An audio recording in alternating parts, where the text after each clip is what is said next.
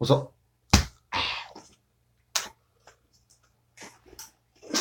Cutting firewood for them.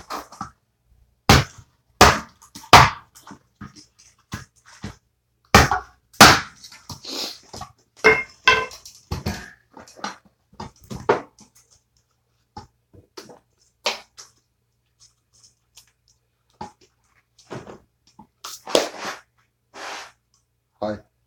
Who's all in here scrolling up?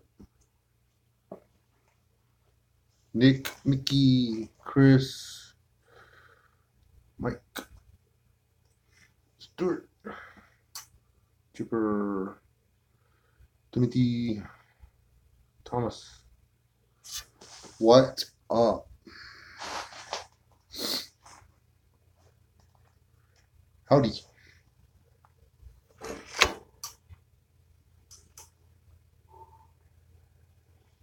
Yeah, the last piece of firewood I was stuck in there just like burst into flame.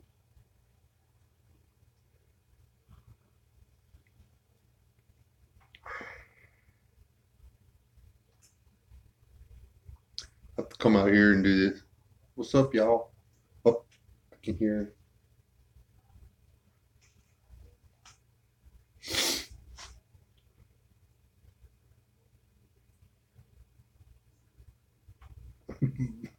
You know those old scooters or whatever. People make fun of him. There's a guy. That's what he gets to and from his job with around here. He's always on that scooter.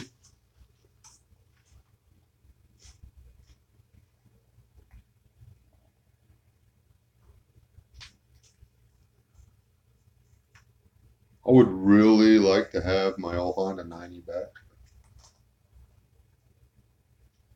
He will sell them until y'all stop buying them, I guess.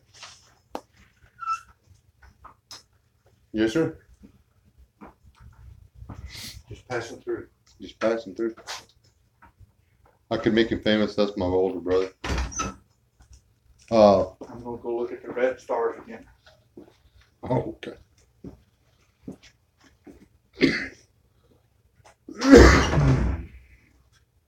um,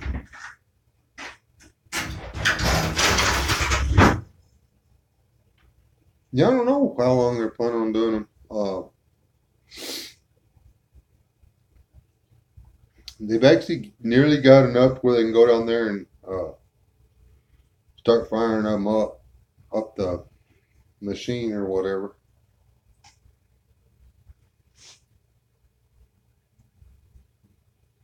So you'll have to specify the color you want. It's yellow, safety yellow, white, or the gray.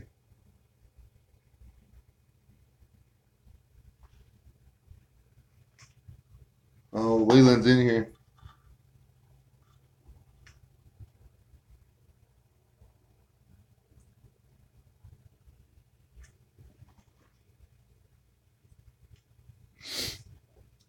Leland can even hook y'all up with a Wes S shirt. Those are like more expensive though. They have my name on them. Just be down to get my stickers.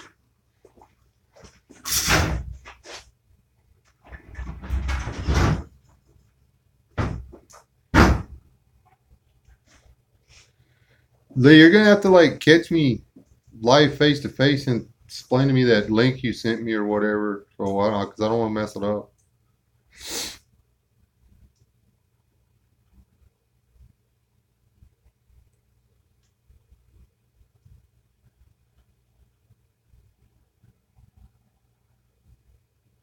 How is Leland doing? Well, he's in here. Oh, okay.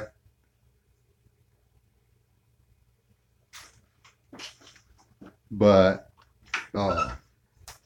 you want Leland's opinion on how he's doing, or my opinion on how he's doing?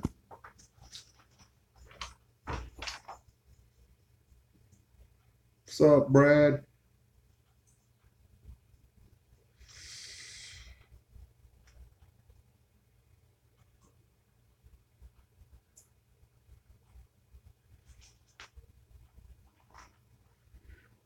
Well, Lillian was telling me that he was still having the seizures or whatever, and he was saying he was having a couple a day or something like that. But he had one the other day when we were having dinner together, and I don't even think he knows he had it. He's only marking down certain seizures. I don't think he knows. I don't think he's knowing about all of them. They're a little bitty thing.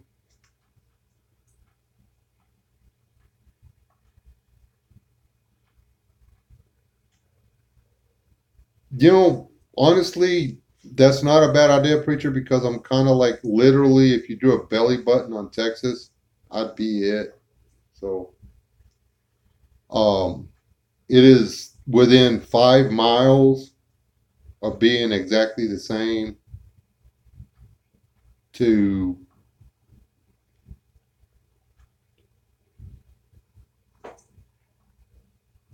4 cities of over 150,000 people. 5 cities of over 100,000 people.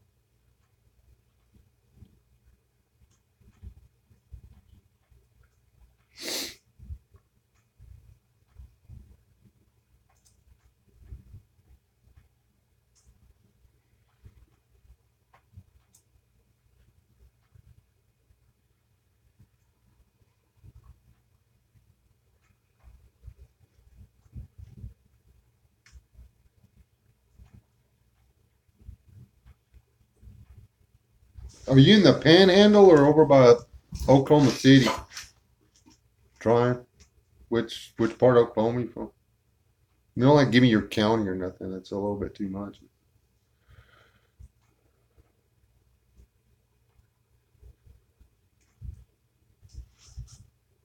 What did you say, Crystal?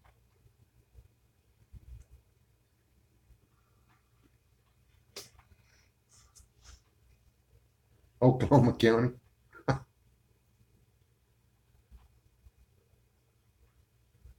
Hey, way to go, buddy.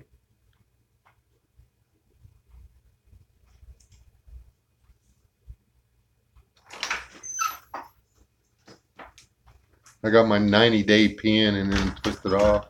I mean, I started over again. But I think I'm fixing to get bombed. Oh, look, that's me. I want to see how long it. Oh, there I am. I guess my whole family follows me on here. Cool. Ah, don't spill your coffee, Mr. Person.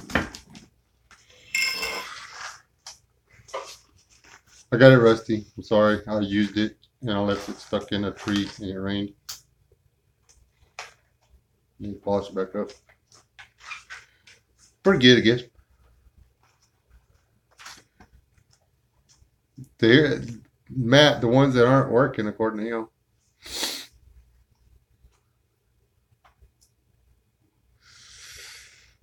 That Kepra short for keeping your butt from shaking. Wow. Or the fire. Somebody let the fire go out. That's why it's cold. I went and took a shower. I put 4 logs in there before I went.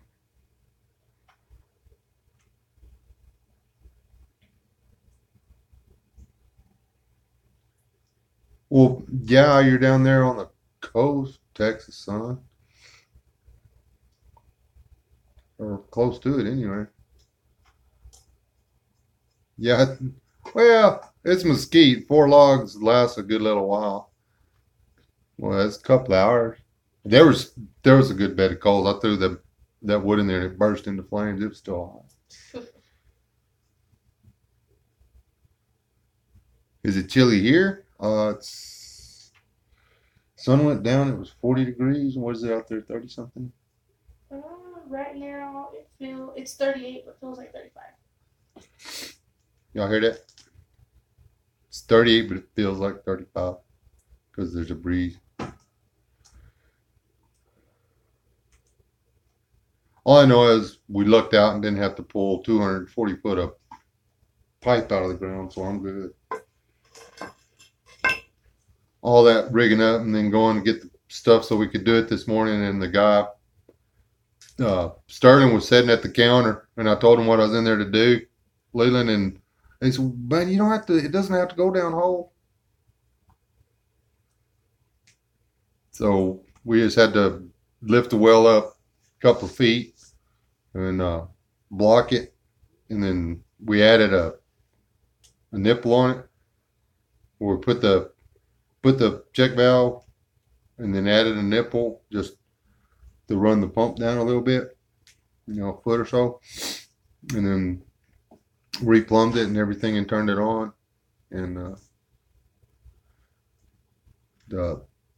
don't know, just something about having a little bit of water above the check valve. Anyway, it's working.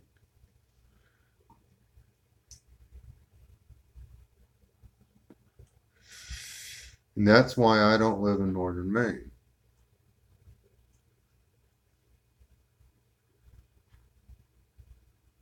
Thinking about going to New York because I hear like you can do just pretty much whatever you want to as long as you don't want to do anything.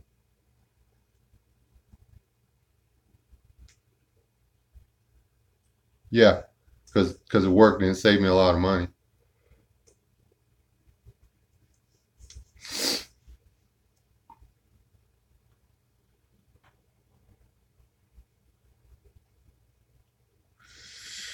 Later, Smoking.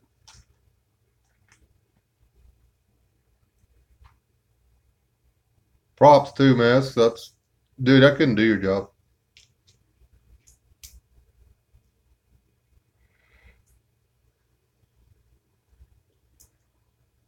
22.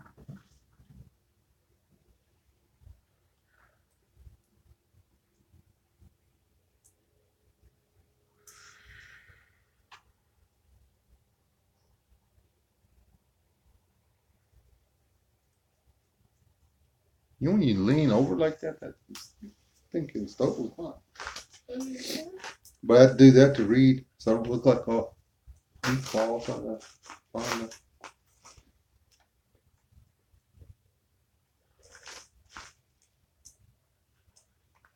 Hey, Wheel, how's it going?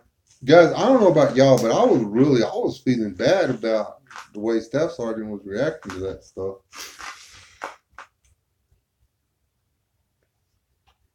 I mean, his eyes were getting red. It was tearing him up. Wait a minute. Got people saying bye here.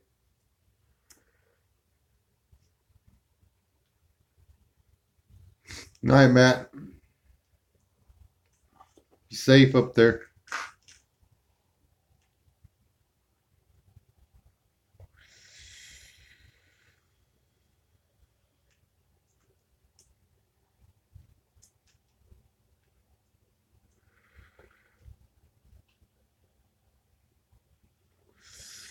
What?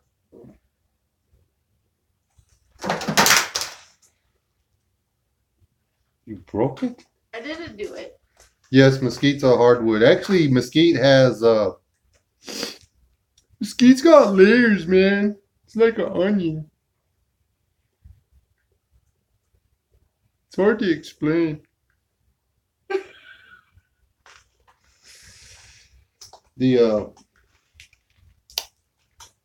good. Hey, do you love me? What do you want? That stick over there on that top shelf? Yeah. It looks kind of like a work weld. Yeah.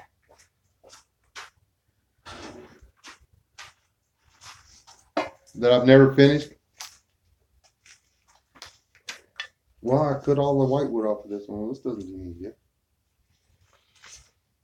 It's got lizard poop on it. Are you? That's Glue stuff on your hand. Do it. Oh, from the water well. Oh, the glue. I was going to show you the different layers of mesquite wood. Oh, yeah, there's a. Okay. Okay, interrupting. I'm gonna go lay down. I'll see you. Well, I'll probably be up. No, you leave way too early. Yeah. I'll see you tomorrow sometime. Okay. Yeah, I'll send you a picture if you're in bed before I get home. Love you. But anyway, I don't know if y'all can see this. See this white and then this brown? They're both hard. The white is actually quite resilient. It's actually not just hard, it's strong. The core, the red part of the mesquite, which is really dense, is also brittle. It's a very heavy wood. It's actually heavier than oak, but it's not as strong as oak. But it actually possesses within it more BTUs than oak.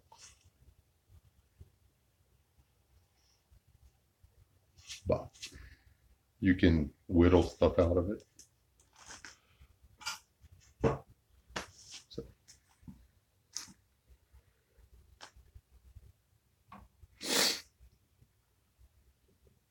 There's actually people that go around and pick up the mesquite beans and package them just so people can cook over the smoke from the beans. I do not recommend cooking over mesquite bean smoke, though.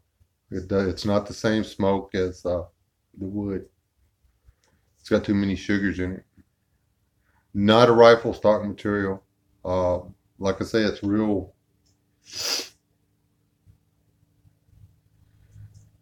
Have y'all ever split pecan wood? Pecan, oak, hickory, anything like that? Like when you're doing firewood? I know. Yeah, that. Don't know what, 4 years ago they were going around picking up all the beans and stuff and bagging them and selling them. You can buy them online. And you can, because they do put off a mesquite smoke, but I think they make everything taste acrid. I don't like because the smoke comes out a lot blacker than regular mesquite does. I do not recommend it. Okay, we see you got pecan doesn't split real easy. I mean, you can split it, but it doesn't split real easy. The mesquite is super easy to split. Well, comparatively. I'd rather split mesquite than oak. Oak is hard to split. Mesquite, you don't really, unless it's really green wood or whatever, you don't even need a wedge or anything. You can split mesquite with a single bit axe. Just swing it through and it'll go right through it and bust it open.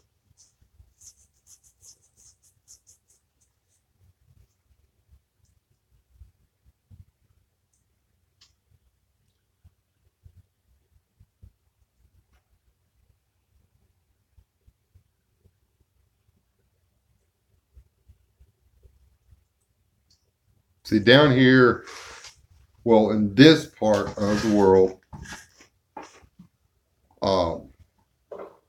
your firewood choices are, let's see, you've got hackberry, which is actually pretty decent wood. You've got mulberry, uh,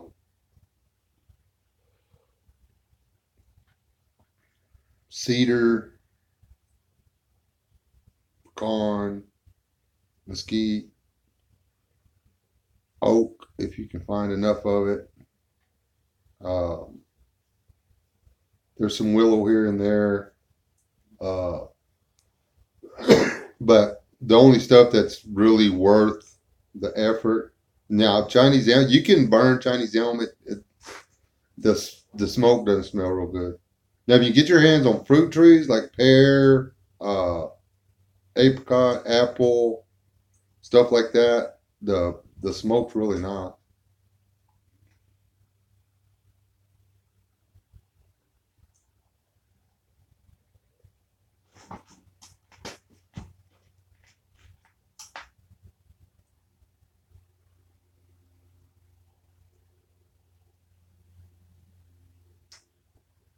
Dude, I don't know. The trick to make mesquite work for projects, this is not a piece of firewood. This is a club.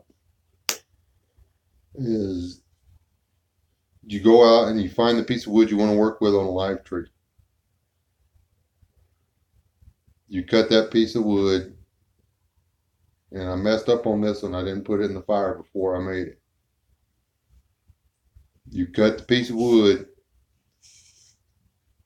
and then you build a fire.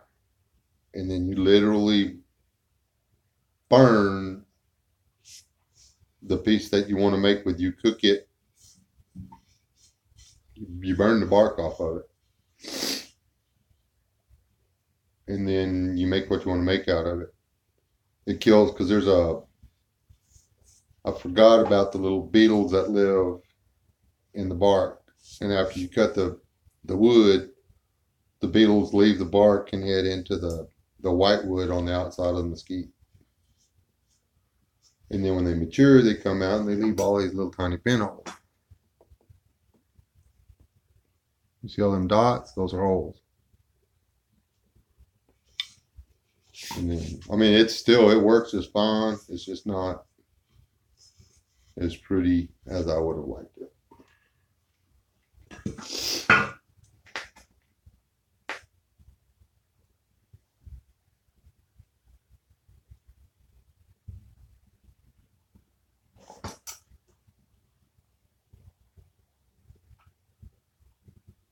We could do that, Rob, but I confess I did not save any of the beans. They've all been rained on and snowed on now.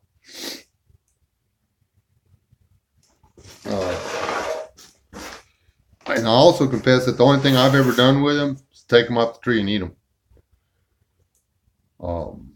They're like free candy to me. I mean, they're delicious. Now the seeds are really hard to grind up. I think the seeds is where the actual protein is. Those little dark brown discs or whatever.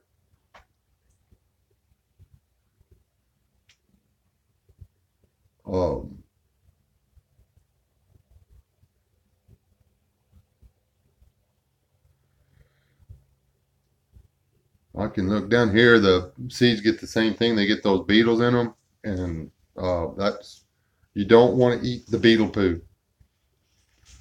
Strictly forbidden. They secrete some kind of enzyme or something that the human body does not appreciate.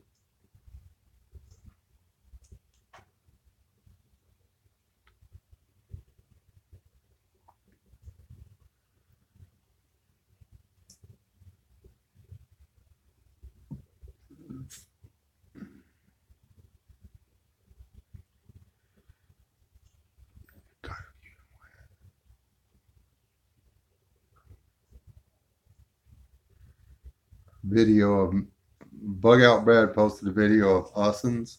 Is that what he just said, Rob? Hold on.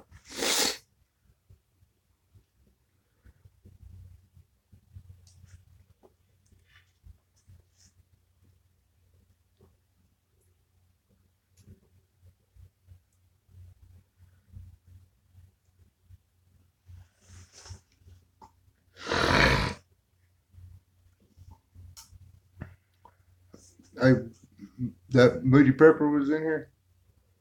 Moody, I'm thinking about doing a VR to your cooking thing. Just so you know. But I don't want to knock everybody out of their chance to win. It wouldn't be fair for me to cook outside and make videos.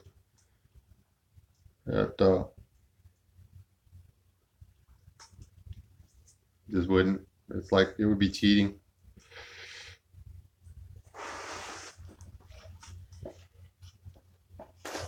A whole lot of cook outside than inside.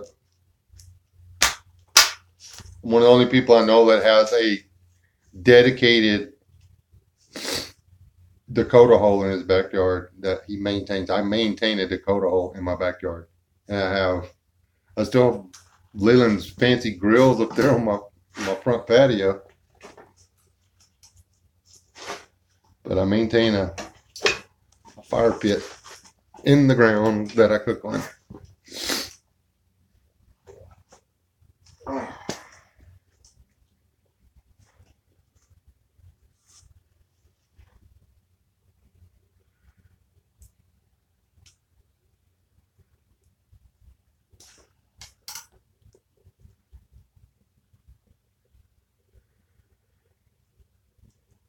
All right, guy, you too.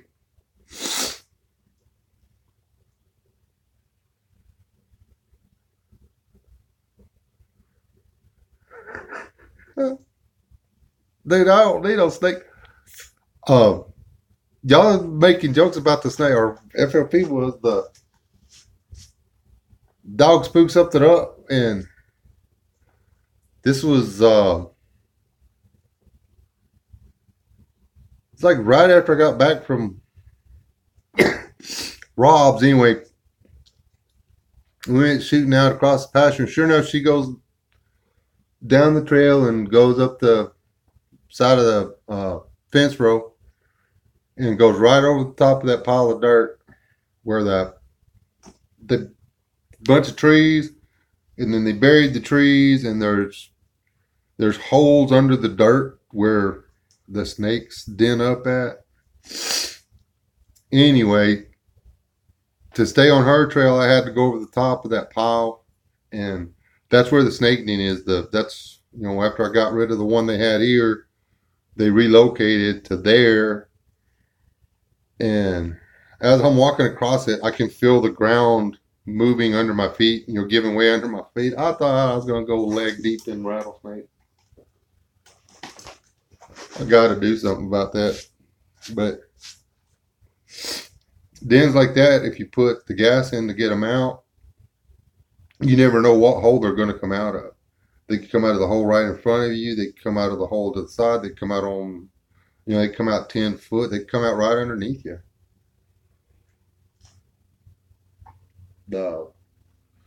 Well, that pregnant snake I showed you all those eggs in or whatever, that she nearly got me because she was going to the den to lay her baby. And in case y'all are wondering, my nose is about to run right off my face. I was hoping I had a roll of toilet paper or paper towel or something. I ain't got nothing. I was going to try to actually pull off an entire live stream where I didn't get up and walk away.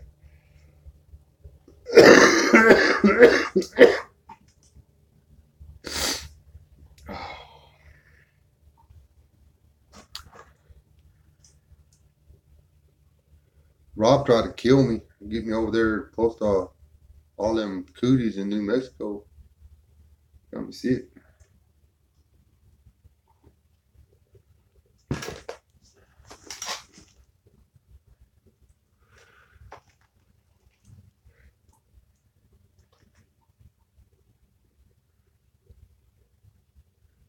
I can't. I'll be right back. Here's my chair.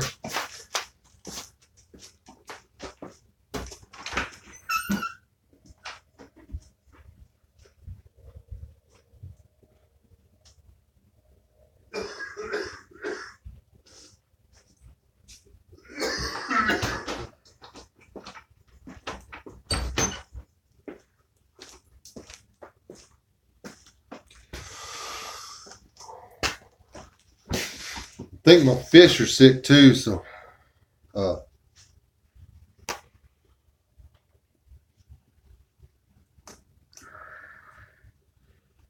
gonna get them some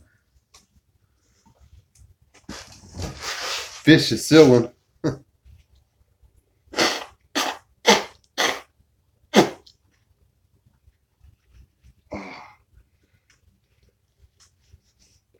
Nothing personal, but I've about had it with the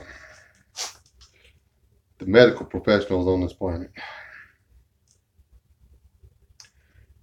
Anymore, if you're not bleeding, they do not want to give you any antibiotics. I don't know why. Hey, this is me trying not to die.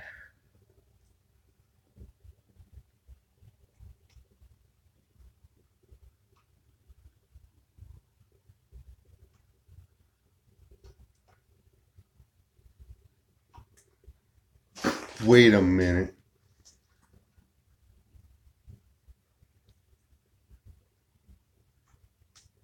Y'all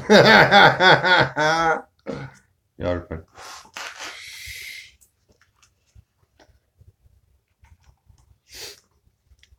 Yo, I got some of you guys return addresses and stuff.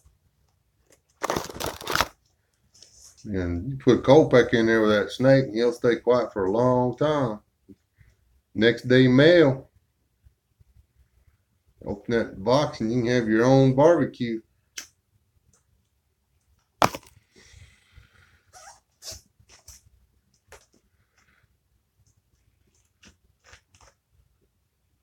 Just wait a minute. To do that, y'all do realize that now I gotta catch a snake, curl its butt up on an ice pack, close the box and tape it shut, get it addressed and get to the mailbox without shaking it too much. Or laughing too loud.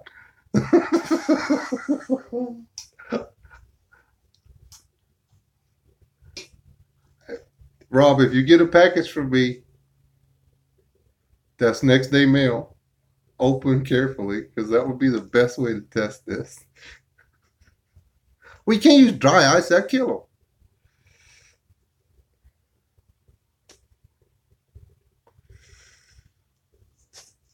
You got to cool them down. Yeah, it's cold outside, but it's not cold in the post office. Mail carrier be like, what's in this box? I need somebody to sign for this. I get somebody to help me, I guess. I'll hold the head and then put a medical tape and cotton balls on his tail so it wouldn't make no noise.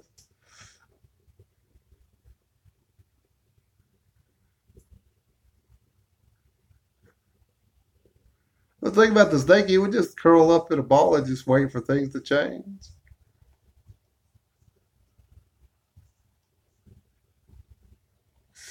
I do not like where this is going in my head, guys. This is starting to sound way too plausible. Or at least intriguing.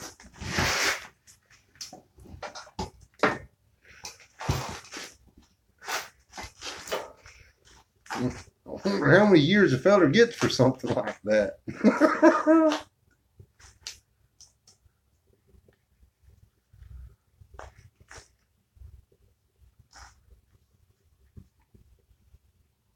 I don't think I need to.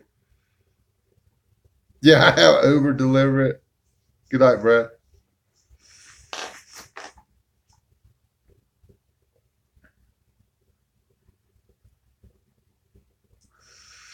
Just write veterinary supplies on it. You will not. Okay. True story time. Leland's uncle, Anthony, Uncle Tony, the guy that gave me the hacksaw blades,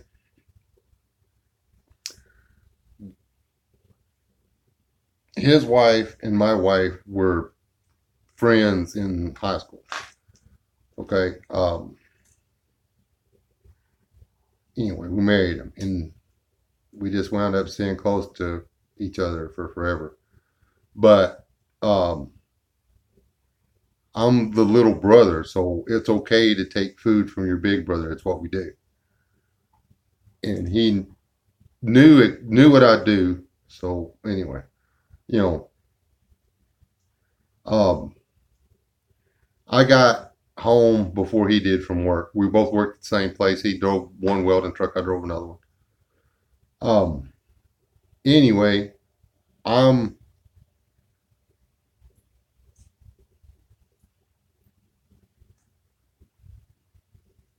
I want to say that we were at Grandma Berry's house. Either at Grandma Berry's house or Anthony's house. I don't know. One of them. Anyway, he parks his truck behind mine. We're in the street. And he gets out there, walks up, I'm parked the wrong direction. Cut me some slack. Yeah, we was at his house. Anyway, I just stopped to do something, but he set a sack from like the hamburger shop on the hood of the truck, and then turned around like he was getting something else out of his truck. And I walked up to, hey, what we got to eat? And I snatched the bag, opened that bag, which was supposed to have a hamburger and fries in it. There's a freaking 18-inch rattlesnake in there.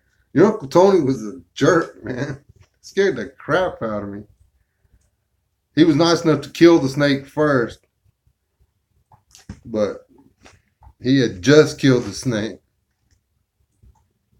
I about died of a heart attack.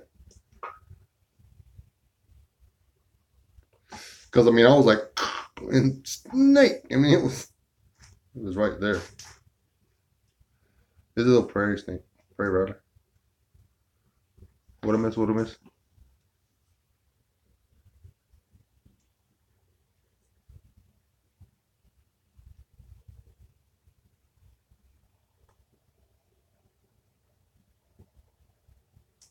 Yeah.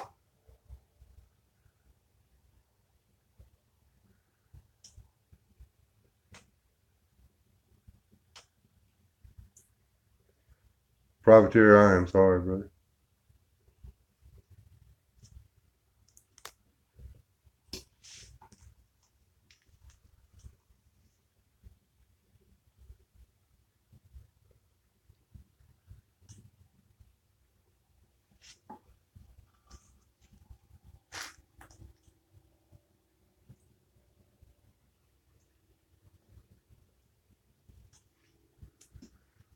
That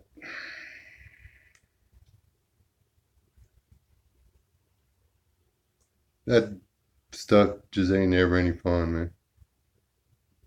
The there's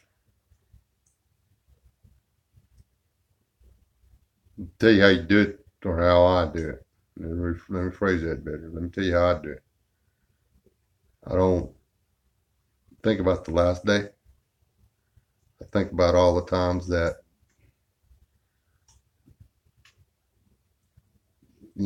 he stuck me in a bag and put me in a corner somewhere, or times that he put dead snakes in hamburger sacks, or times that we sat on the side of the lake and watched the sun go down, or got up and drank coffee and watched the sun come up,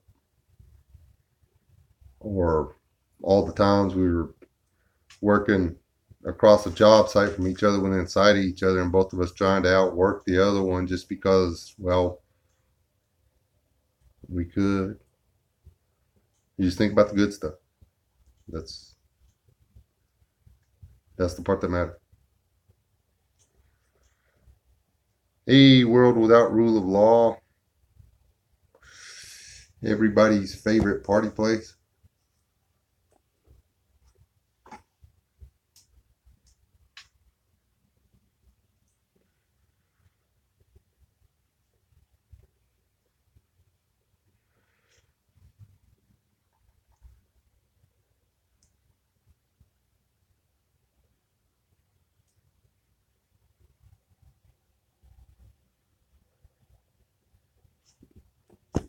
Stop. Apparently, St. Patrick's Day, guys.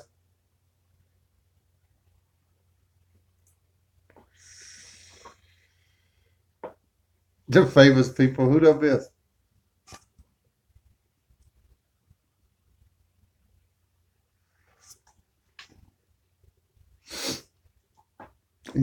Y'all just get ready for it. If I ever luck on and get a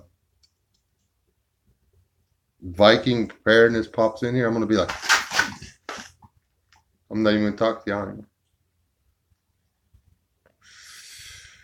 That's I was flipping through YouTube for something, and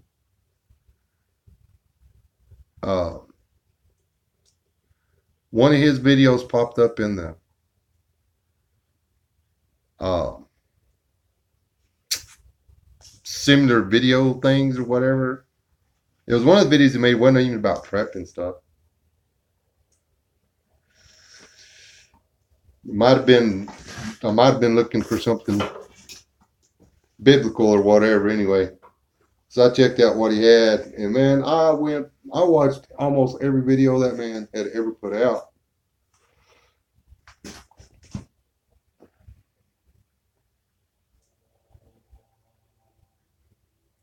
He went to Patreon. Yeah. I didn't know what Patreon was then, but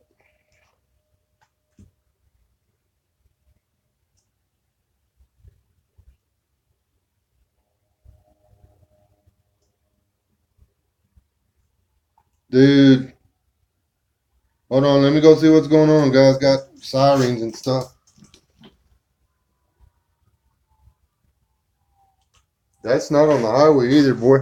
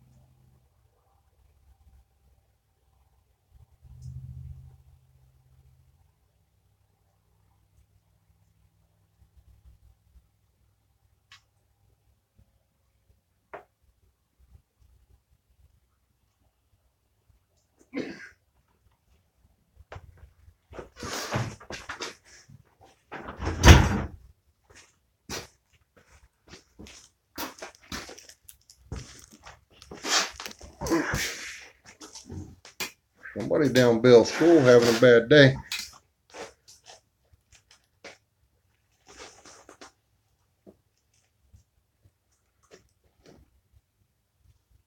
Yeah, probably. Gonna have to go, guys. The black hats are here.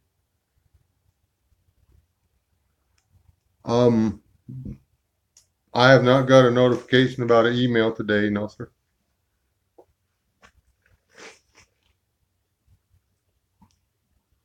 I don't know. I didn't get out time to see them. I don't. There's no glow on the sky or whatever. But I know what they sound like from the highway, and they're you can hear them, but they're not that flipping loud. So that is the only option is Bell School, which either puts it at well whose house or the farmhand house down there. Oh no, wait, it could be uh dadgummit. What's the little frail girl's name? The Williams girl? Could be her again.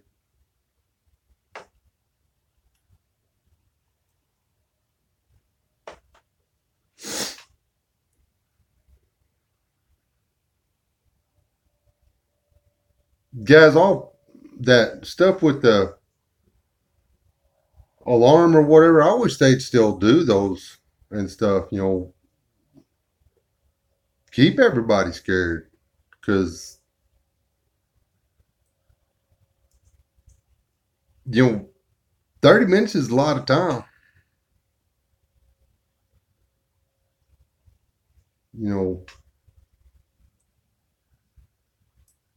30 minutes is a lot of time.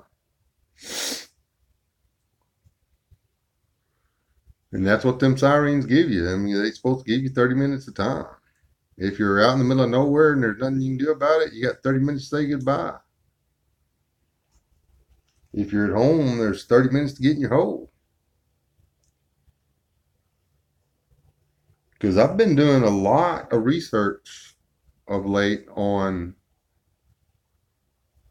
the effects of and such of nuclear war and the advancements in the technology involved in nuclear warfare, the advancements in the theory and the probabilities and all this, that, and everything else.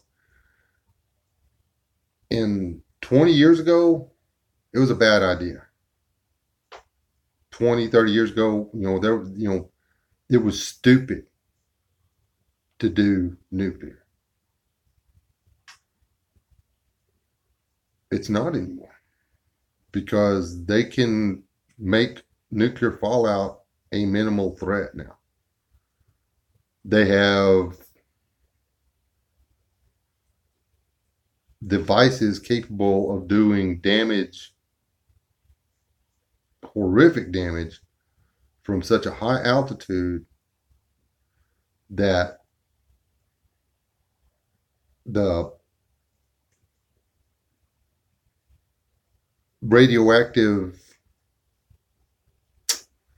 reaction, the actual reaction that causes the nuclear bomb to work, is burned up before it gets to the ground, but the explosion is still happening. The the shock wave is still coming, so everybody's guts gets turned to jello in a matter of milliseconds. There's a lot of heat, there's this, that, and everything else, but there's no radiation.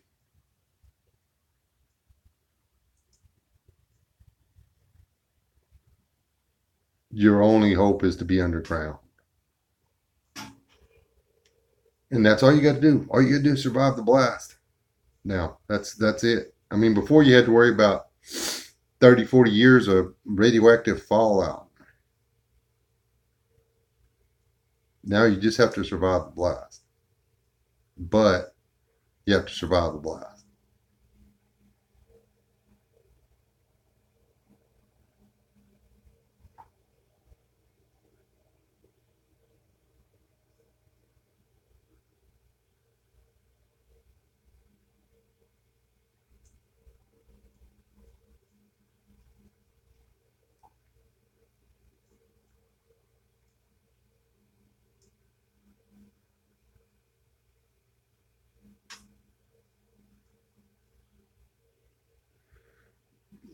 See, there's the deal. If you're standing on your front porch, probably not.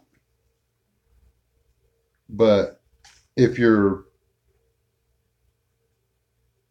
in your little 10 by 10 hole in the ground with 3 foot of dirt on top of you, probably.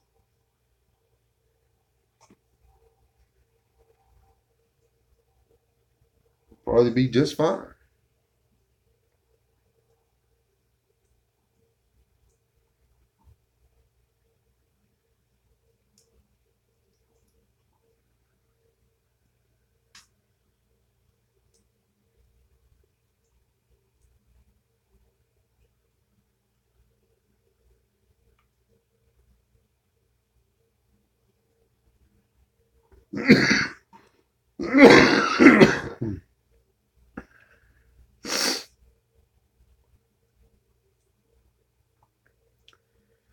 Radiation cannot make a 90-degree turn.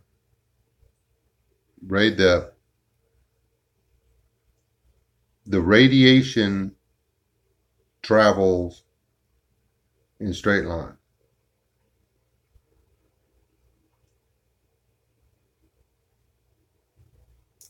So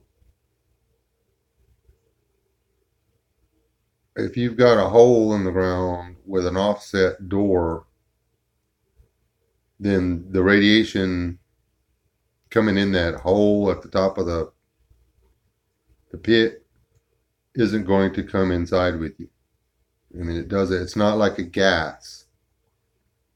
You're not worried about gas or anything like that. Radiation is just like light. You put something in its way and it creates a shadow. You just want whatever's between you and the radiation to be thick enough to make it a complete blackout of a shadow. You don't want any light getting through. Yeah, like lightning, exactly. I mean, that's the way it works. And the thing that causes the radioactivity is the fuel causing the nuclear fusion or fission. If you if all of the uh, fusion or fission occurs, then all the radiation is used up. So for our future, we want it to be high altitude bombs,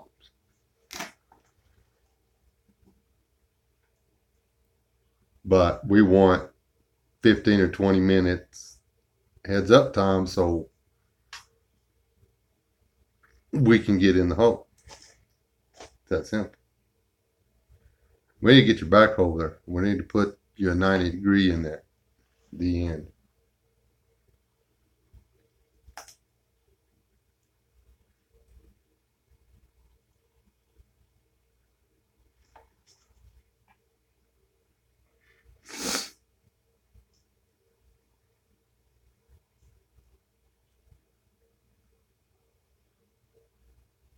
It's not the. It's not.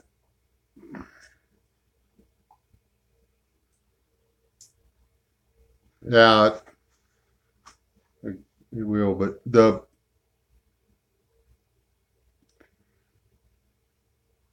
even if it's thousands of bombs, as long as everybody's got the good sense to detonate them high in the air.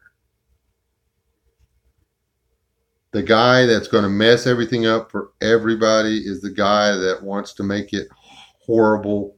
The guy that wants to cause, he's not out to win the war. He's just out to cause the most damage. He's going to pop them on the ground or within a mile of the ground.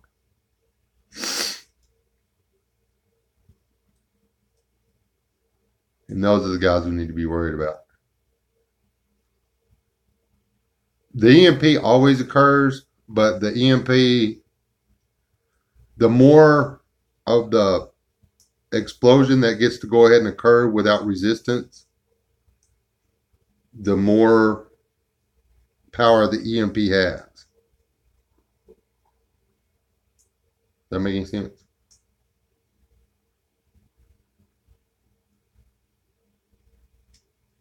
Um, you you can't. It's negligible, but honestly, every time you pull the trigger on your 45, that explosion and I don't know this. I need to Google this. Matter of fact, I'm going to now. But I would be willing to bet that that little explosion makes a itty bitty tiny EMP because almost every form of energy has the equivalent in electronics or electricity. There was some guy who was a lot smarter than me. His name was Tesla. I think his first name was Nick. Honestly believed that if you wanted to understand the universe, you had to understand electricity. Tesla did not even believe in gravity. He thought gravity was a joke. The idea of gravity existing was a joke. He said all it was electromagnetism, in that if you could fully understand electricity, you could fully understand electromagnetism, and thereby you could defeat this fake gravity everybody was worried about. Just saying. I mean, if you break everything down down to the subatomic level, it's all just electricity.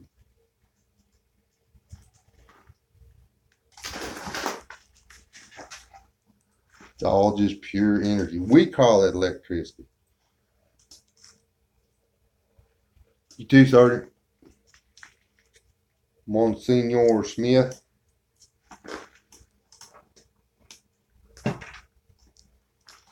Still like that box right there.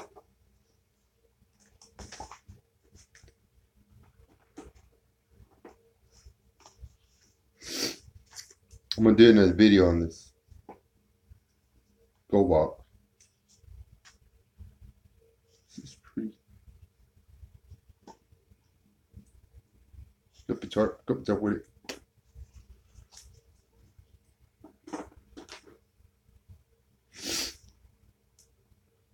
And I'm not a nuclear physicist. I'm not a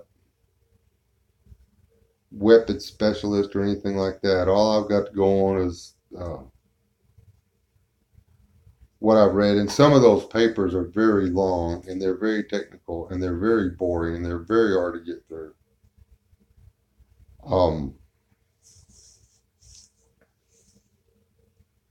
But if you want to know what's being said and you want to know what the real story is, you've got to read all of it. I mean, you can't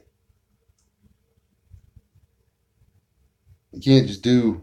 I mean, you can give a highlights reel on something like that, but to know the full story, you've got to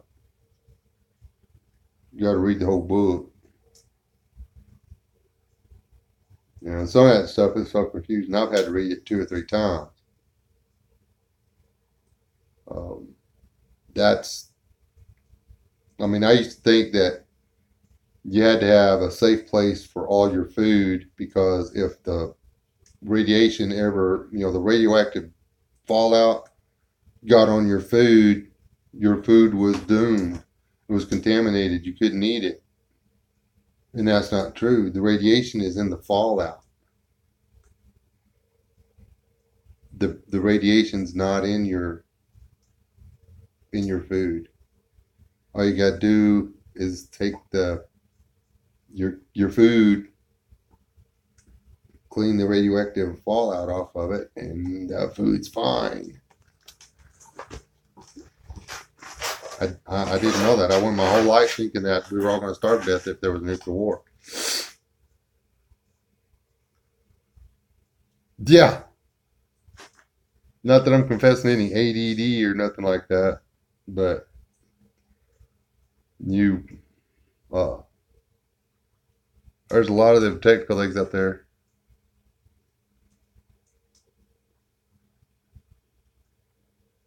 Yeah, the fish, but see, um, on that, you're right, SOS. The eggs, because they're porous, the shell, it's porous, so yeah, it can get inside of them. And the fish, it gets inside of them, then it's in them. And uh, that's I've seen a couple of those post-apocalyptic, what the world's going to be or whatever, and you always see these people eating fish and stuff, and I'm like, no, those are all going to be dead. Uh, it's going to take hundreds of years for in the event of nuclear fallout. It is going to be hundreds of years before the fish population comes back to a point where we can enjoy any harvest at all. And we're probably going to have to get used to eating a whole lot different species of fish than we do now.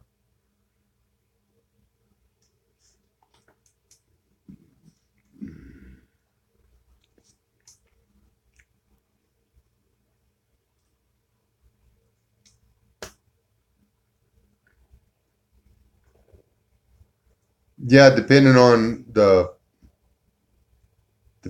fallout, the bigger the bomb, the closer to Earth, the more fallout, the worse it gets. The government book or whatever that says what their plan is after, I think it's like 4 weeks, no, 2 weeks, maybe 2 weeks. 2 weeks in some areas, 4 weeks in others. They literally intend, they're just going to go roll the ground. They're going to put breaking plows on there and they're just going to go 16 to 18 inches and they're just going to roll it in.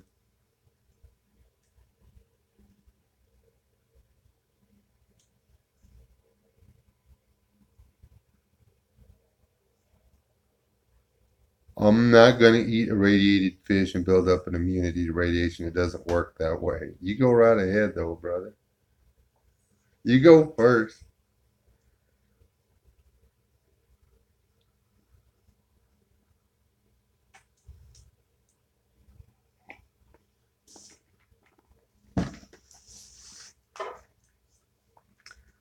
Underground fish ponds is not a bad idea.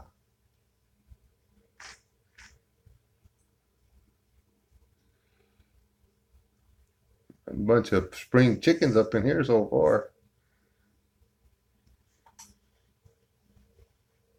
Yeah. And see that's see BA, I don't think now China, Russia, the US, um, Canada, the ones in Europe, well, most of the ones in Europe, if they chose to detonate, I honestly believe that they would detonate at high altitude, medium to high altitude. Maybe not outside the atmosphere, high altitude, but they just want that fireball to touch the top of the buildings uh,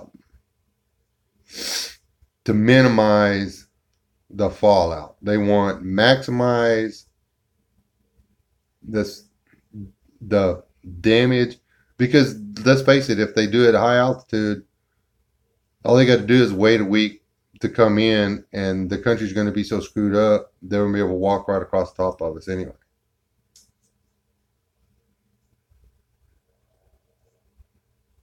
Yeah, the underground, what do you call it? The grow lights and stuff. I mean, you can grow with regular fluorescent lamps, but the amount of fluorescent lamps you have to keep your plants alive is unhealthy for humans. And not to mention the amount of electricity you have to pump out to keep all those lights going isn't real good either.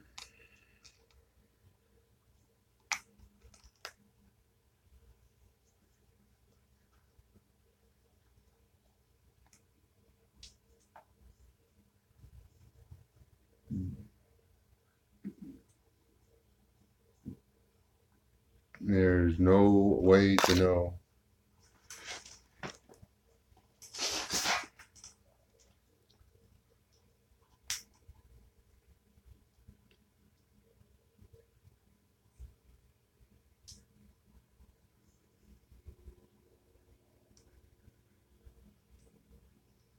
The amount of power that each one of those firecrackers has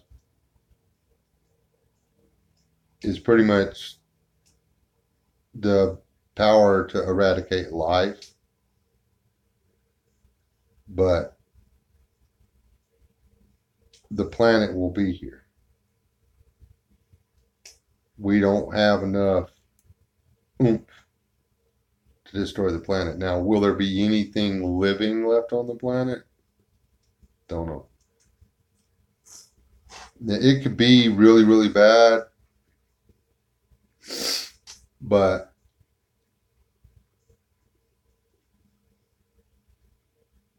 there's nobody would benefit from an all out, full scale, let's dump everything.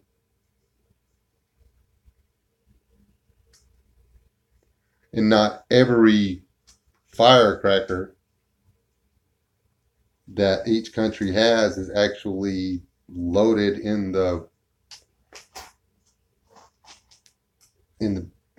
pipe. They're not every one of them aren't ready to go somewhere.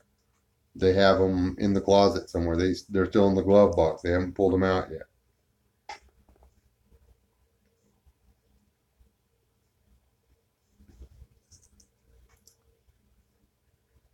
I think that's that's why kids be living up there by Amarillo. That place is guaranteed a hit.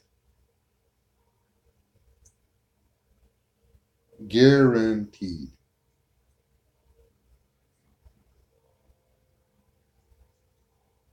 It'll take a smack before Dallas does.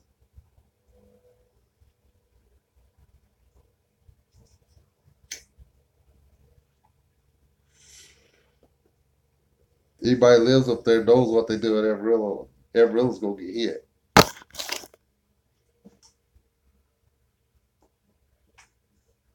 Amarillo's gonna glow. And if they hit close enough to set off all that stuff that's up there in Amarillo, Amarillo's gonna glow hot for a long time. Everybody downwind of Amarillo's gonna glow hot for a long time. Talk about fallout. That's the worst possible scenario is they do a ground at Amarillo.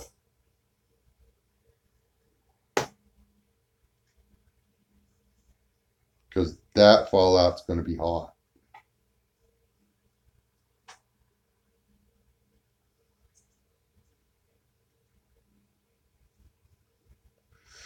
Or if they did ground detonations at any of the power plants. You better hope it's out of the west for a long time. The prevailing wind map is sorry, Oklahoma, but the prevailing wind map shows all that red covering the entire state of Oklahoma.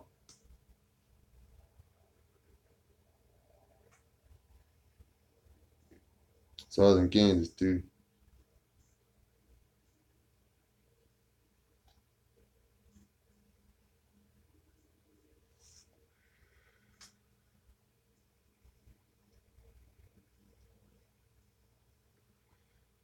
Yep. Used to watch them silly things roll down the highway. Like they put a tarp on them, like, hey, look, nobody knows what that is. Oh, I wonder what that big giant cigar thing is under that big blue tarp, y'all. This is so stupid.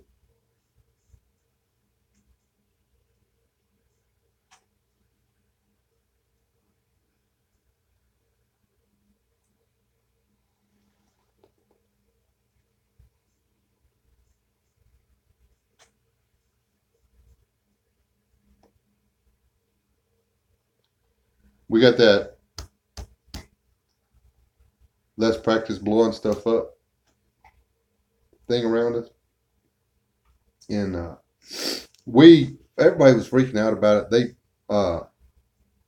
One of the major intersections here, they just parked a what's the Air Force's new toy F something or other, the super expensive new fighter they got. What is it? Anyway, it looked a lot like that. It was under a big blue tarp. It was sitting right on the side of the road. They dollied down. I mean, they unhooked him with the truck, left nobody by it, and drove off and left a supposedly, $10 million aircraft or whatever it was, sitting on the side of the road for almost 24 hours. Okay, was it real?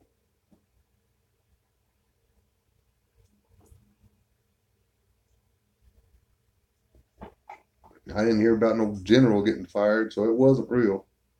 Uh, we had that we had that thing around here, so I'm pretty sure all them circles in the sky was guys practicing spotting that puppy from the air. But that's just me.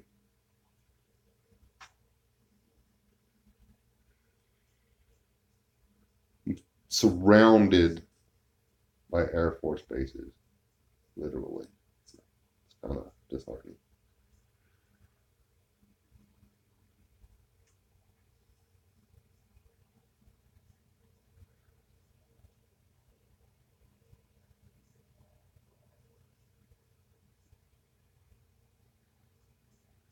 My brother that's moving over here from the Piney Woods, he quite literally lived across the street from the munitions plant.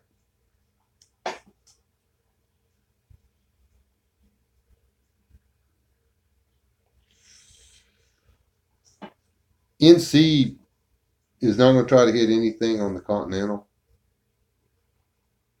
They're not going to risk losing all the money and effort it took to get their little thing going. They're going to hit anything short of a high altitude on East Coast, West Coast would be a waste of whatever. Now, if they could get one over here on a cargo ship and, we're able to pull off the getting it, you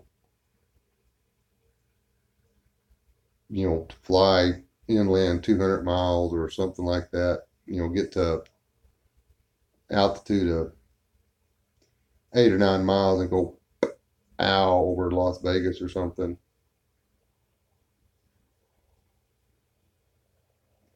That would pay pretty good because that'd take out Vegas, Los Angeles, well, Phoenix. And that would be enough to cascade the grid. I mean, our grid would never wouldn't be able to, it wouldn't stand the backflow of electricity. I mean, that electricity's all going somewhere, and then all of a sudden you cut that line, the electricity is still being pushed down that line. It's got nowhere to go. It builds up at the last known point and then starts going back. The closest remaining transformers get overrun and they pop, and it cascades back down. Then there's twice as much electricity being stacked up on the transformers behind it. They pop and that's why it cascades back. I mean, all you got to do is start it and it'll roll.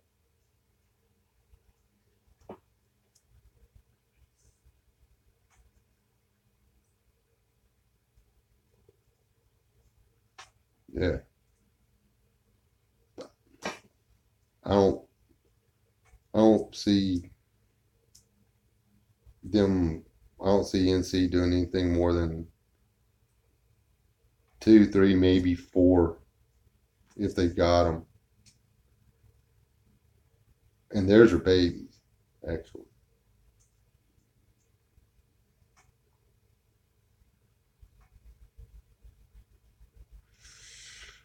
Trust me, they could mess things up. They could cause us a lot of heartache. They could sure make us vulnerable to other people, but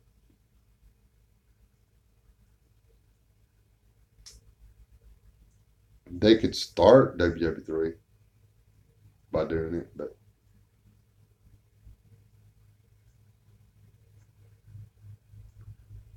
I don't know how we got off on all this tin hat stuff. I usually don't talk about this. I don't like to do the whole who's going to do what or what could happen thing or nothing like that. I think about it. I just don't like to talk about it because there's so many different ideas and possibilities and stuff out there. It doesn't pay Russia to go nuclear.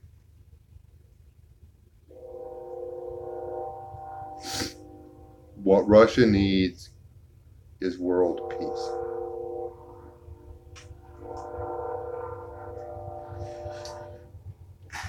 Russia wants to go back to making cars and refrigerators and airplanes and boats and houses and schools and farms and stuff.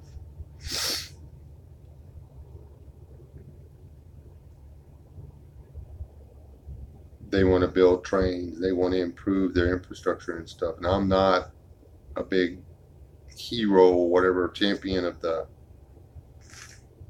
Soviet Republic or anything like that. I'm just, for them, that's what would make their country successful is peace. Okay.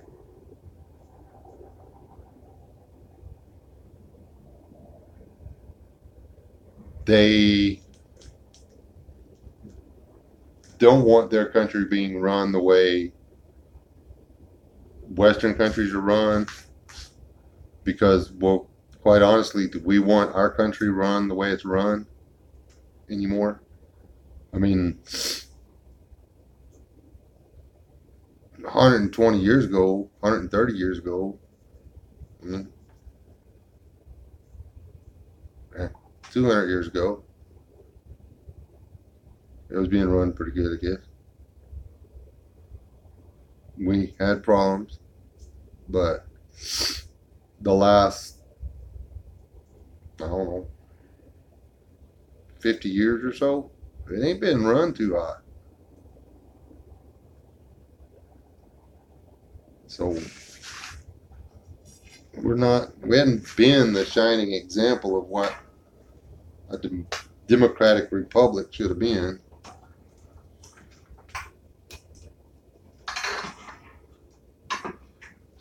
Mostly, I think, because we forgot what the republic part was, and everybody wanted the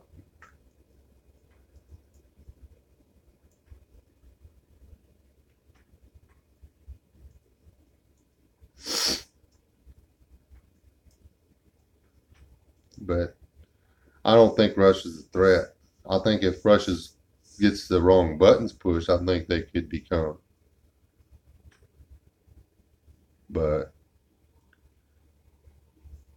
would they be a bad enemy? Yeah. Do they have the potential? I'm a whole lot more scared of what China might do than I am Russia.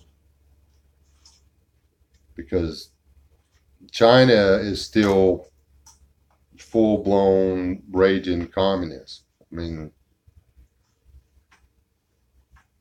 everything belongs to the state, and the state is right, and everybody else is wrong. You talk about big government at work. China's big government. What the government says is what the people want.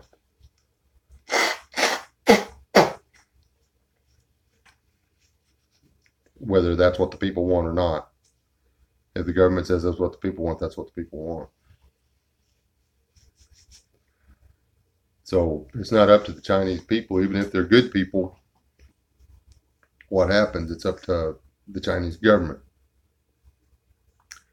And that is dangerous.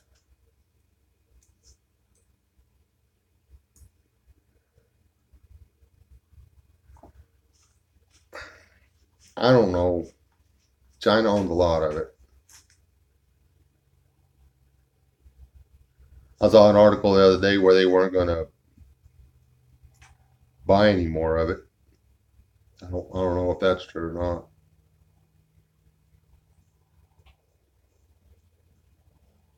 But for us to get rid of the national debt, we're going to have to get rid of some of the national load. And to get rid of some of the national load, you're going to have to shrink government.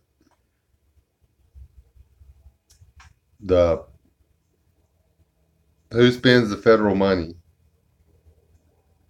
This is so simple. Who spends the money in the federal budget? Can anybody guess? Come on, y'all guess.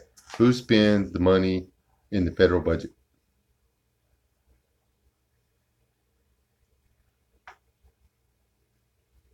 Nobody knows. The feds, the federal government, all of them. The Congress, the Senate, all their little aides, all the immigration, all the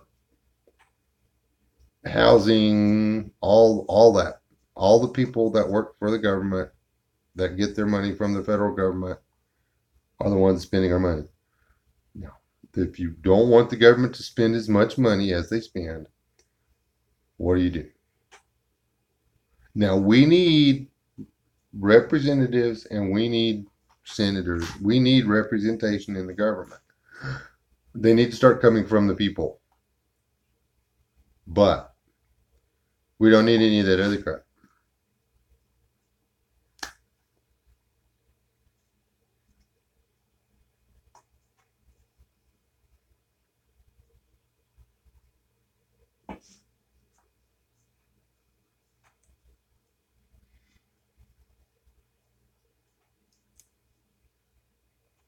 So basically, what it boils down to, if you want the national debt to go down, then we have to stop federal spending, which means you get rid of a bunch of programs that aren't doing anybody any good anyway.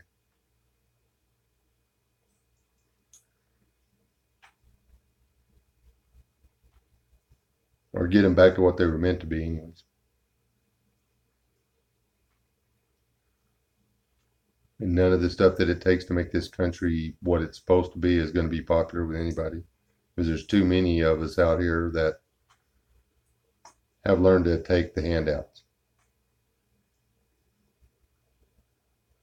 And once you take,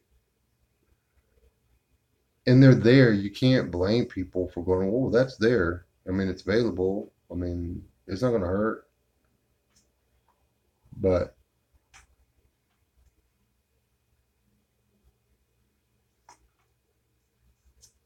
it can. In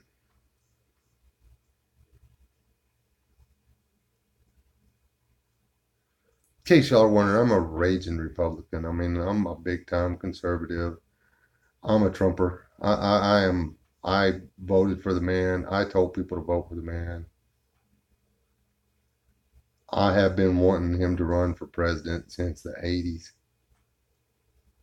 I would have much rather seen him get it after Reagan than Bush.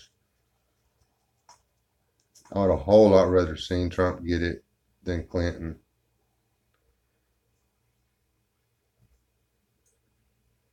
Iraq and Afghanistan would have lasted nearly this long if he'd have taken it when George W. had it.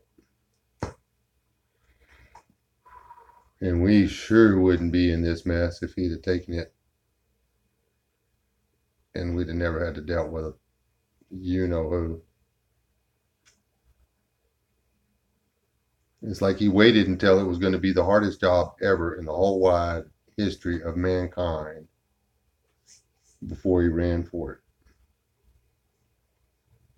I just hope he didn't wait too late.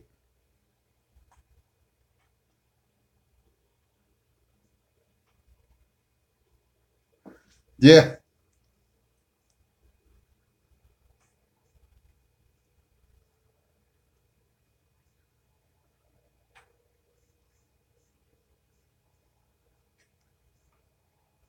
I don't know, where do we draw the line on hardcore?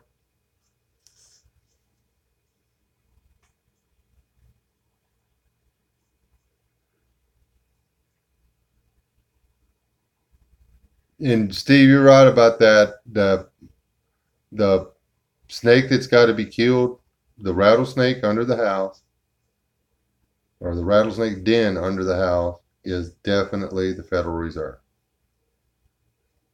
It's private people in control of what our dollar's worth. And that should not be it. We need to go back to pre-Federal Reserve currency. We need to go back to silver certificates. You know, the dollar bill, the $1 bill, you know what it used to be called? It wasn't $1.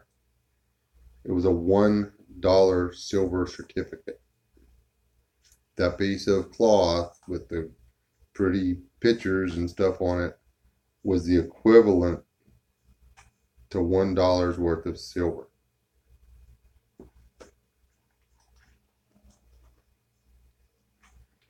And because it says silver certificate on it, I still believe that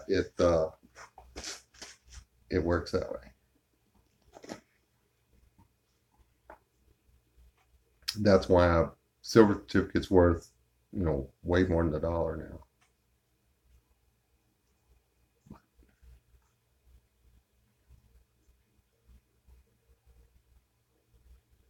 I don't trust digital currency. Digital currency is a big mistake.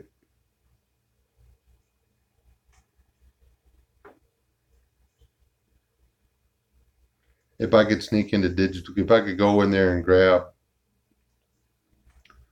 if I could find 7 or 8,000 bitcoins or whatever, and then take around and cash value those bitcoins into real currency, into real cash. If I say, okay, I want somebody to give me cash money for my bitcoins right now,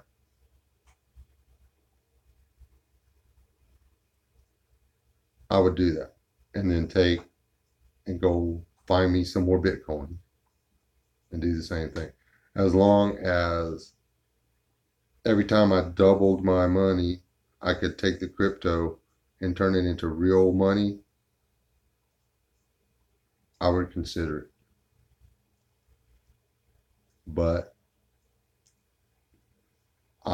digital currency is a bad idea. Exactly. How do you cash out Bitcoin? And how much does it cost you to cash out your Bitcoin? What are Bitcoins? What is the value of a Bitcoin? What is it based on?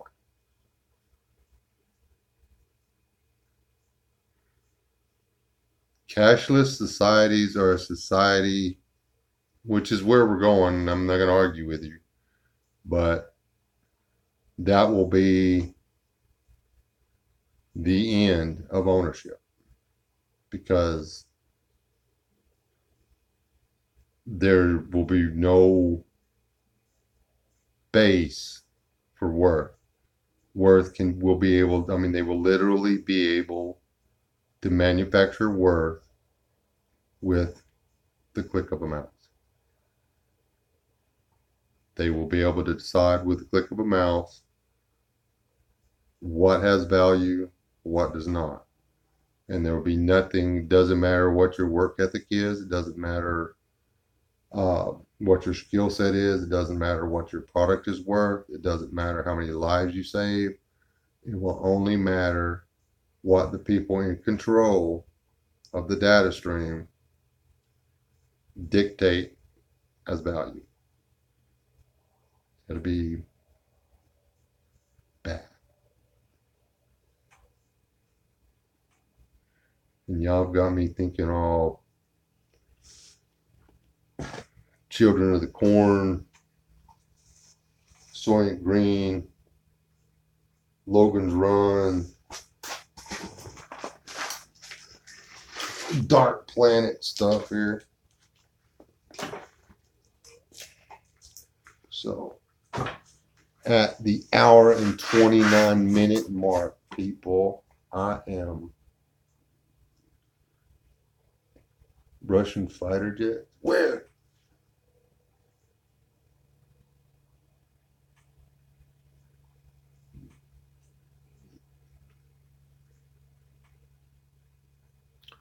Maybe your husband is a Chinese sleeper or a Russian sleeper, or just maybe he's actually a Bernie supporter.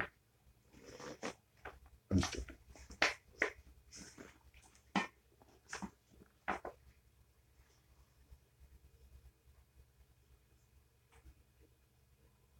Yeah, this turned into this has been a major tenfold Friday or Saturday night, I guess. Oh, he works for the public school system.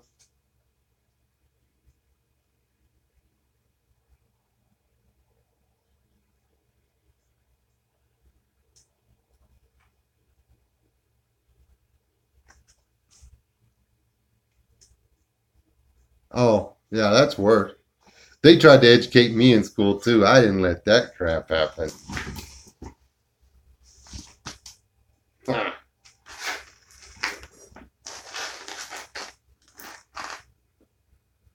Hey, what's wrong with hunting? Now, I can take that football or leave it. Usually leave it. Past high school, it's a waste of effort.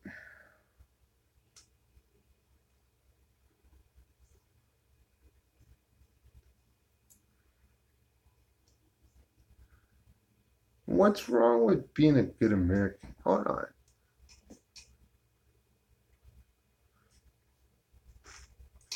I educated myself.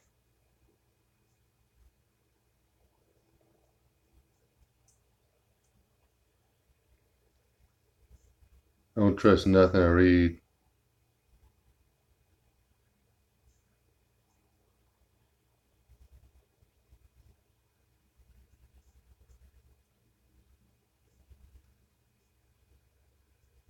Not until I go back and read the stuff that says why they wrote it.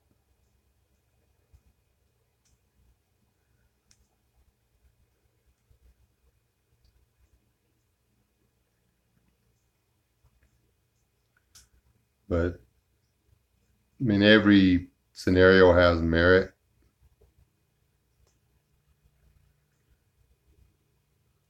There's not really any way of knowing what's going to happen. There's not. It's,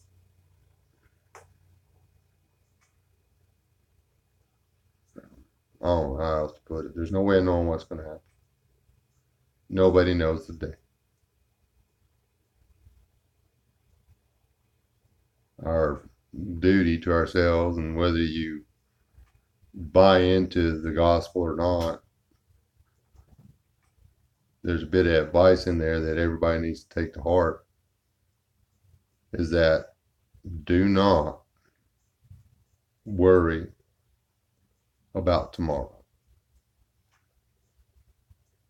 Worry about today. For each day possesses enough troubles of its own.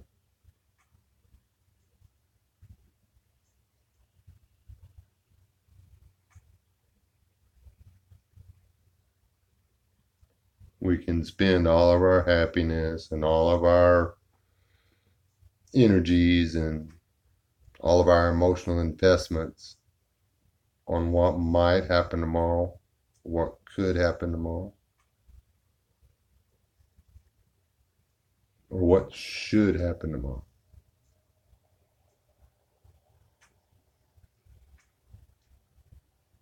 And we will waste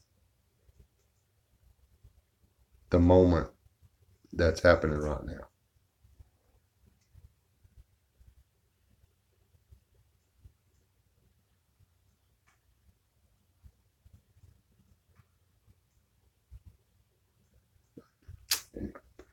Y'all have a good night. I'm going to get out of here.